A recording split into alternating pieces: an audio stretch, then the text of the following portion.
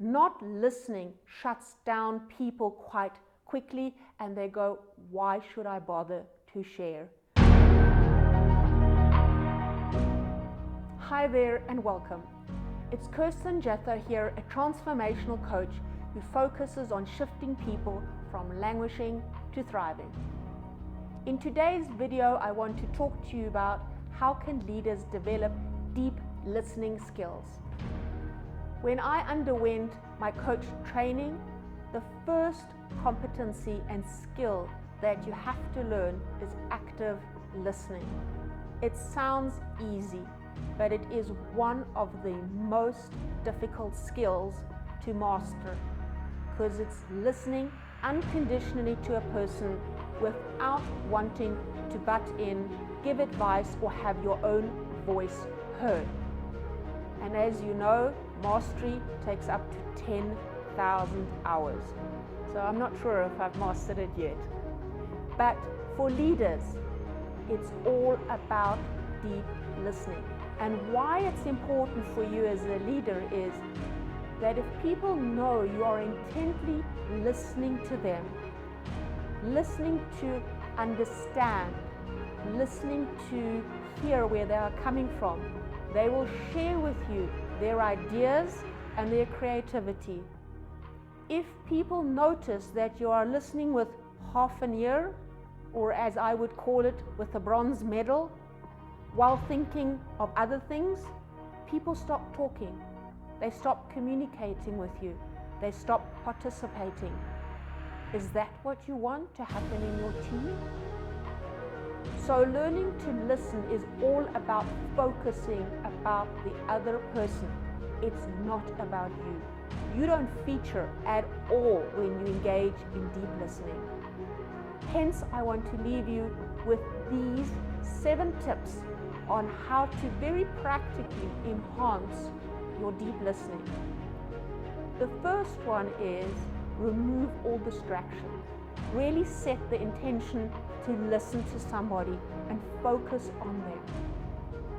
The second one is paraphrase and summarize as much as you can to ensure that you are with the person in the conversation and that you are understanding what they are actually saying. If it's not, the person will correct you. However, they appreciate that you are listening, so they will carry on communicating with you. The third one is ask open-ended questions. So those are questions that cannot be answered with a yes or no. Those are closed questions, and you would have to ask another question to really get an answer. The fourth one is to ask what, how, who, and when questions. Try and stay away as much as you can from why questions. Why questions are defensive questions. People become very defensive and they close down. So you might want information, and you can ask the same question by just removing the why. The fifth one is focus on the person. And I know it's uncomfortable for some people to look the person in the eye. So a common tip that we learned in coaching is focus on the tip of their nose or on their forehead. They still believe you are looking at them, but it's not a direct stare into their eyes. The sixth tip is don't fill the gap when there is silence. Silence means that the person is contemplating and thinking. So you've obviously asked them a question which they have never thought of. So don't feel uncomfortable about silence. It's actually a very positive sign. The seventh step is don't give advice.